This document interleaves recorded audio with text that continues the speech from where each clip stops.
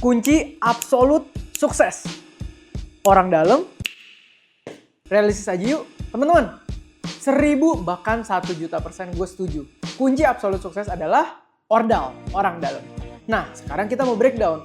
Gimana caranya kita punya potensi berteman dengan ordal dan punya potensi ordal itu pilih kita, teman-teman.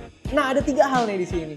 Yang pertama, ini kenapa gue selalu bilang, network itu nomor 1, pergaulan itu nomor 1, kenalanlah dengan orang sebanyak-banyaknya dan tukarlah database sebanyak-banyaknya. Setiap kali ketemu orang, atau ngopi atau apa, tanya dia kerja apa dan kasih tahu kita kerja apa. Dengan cara itu nomor 1, memperluas network, ini akan terus memperluas kesempatan-kesempatan kita bertemu dengan ordal. Mungkin sekarang teman kuliah kita atau teman kerja kita yang masih di tahun pertama, tahun kedua belum jadi apa-apa.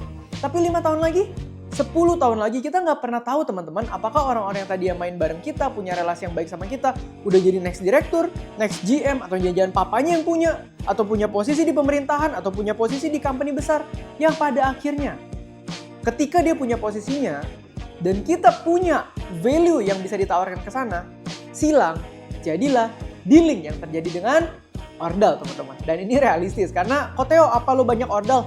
Banyak, ya. Banyak juga, ini gue akuin. Yang kedua, tadi network. Yang kedua adalah kredibilitas dan value diri.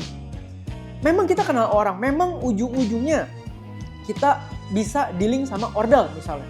Tapi kalau kita nggak punya kredibilitas, kalau kita nggak punya power, kalau kita nggak punya sesuatu yang bisa dipegang kayak kemampuan, track record, historical, apakah dia juga mau memberikan proyeknya atau bekerja sama-sama kita? Nah, yang ketiga, ini adalah hidup yang realistis. Jadi ini gue nggak bisa bilang hitam atau putih.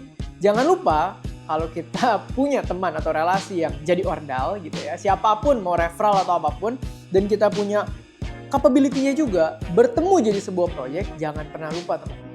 Hidup ini adalah bagaimana membuat everybody